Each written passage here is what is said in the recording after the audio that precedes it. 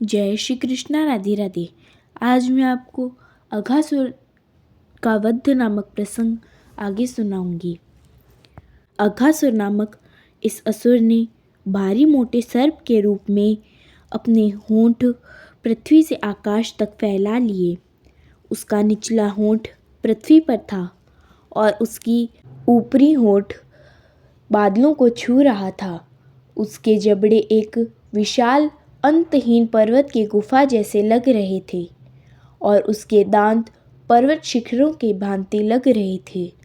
उसकी जीभ राजमार्ग जैसी लग रही थी और वह अंधड़ अर्थात आंधी के समान सांस ले रहा था। उसकी आंखों से अग्नि निकल रही थी।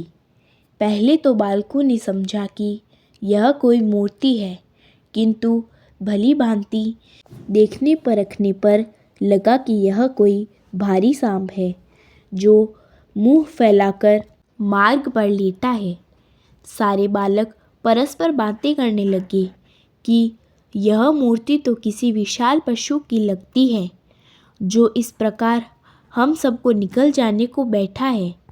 जरा देखो ना, कहीं यह बड़ा सा सर्प तो नहीं जिसने हम सबको खा जाने के लिए अपना मुंह फैला रखा हो।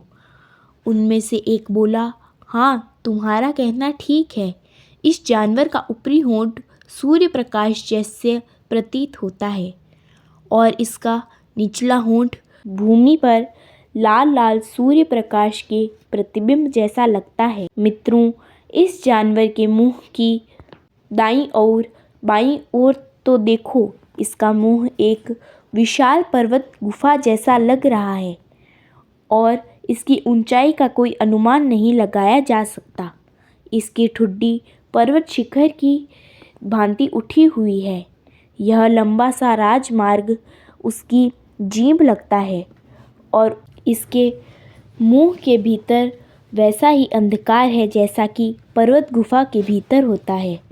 यह गर्म हवा जो अंधड़ जैसी बह रही है उसका श्वास है और उसके मुख से निकलने वाली सड़ी मछली जैसी दुर्गंध उसकी आंतों की गंध है। फिर उन सब ने परस्पर मंत्रणा की, यदि हम सभी इस विशाल सर्प के मुंह में एक साथ प्रवेश कर चलें तो भला यह हम सबको कैसे निकल पाएगा, और यदि हम सबको एक साथ निकल भी जाए तो श्री कृष्ण को कैसे निकल पाएगा। श्री कृष्ण तो इसे तुरंत मार डालेंगे, जैसा कि उन्होंने बकासुर के साथ किया था। इस प्रकार बातें करते हुए उन्होंने श्री कृष्ण के कमल के समान सुंदर मुख को देखा और ताली बजा बजा कर हंसने लगे। इस तरह वे आगे बढ़े और उस भीमकाय सर्प के मुंह में घुस गए।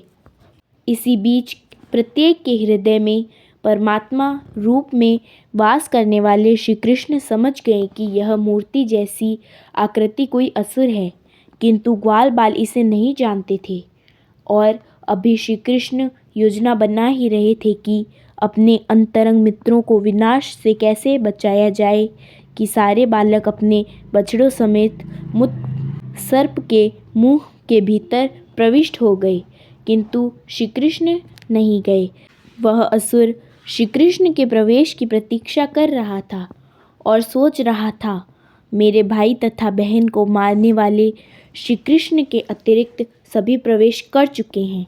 आगे का प्रसंग मैं आपको अगले भाग में सुनाऊंगी। जय श्री कृष्णा, राधे राधे।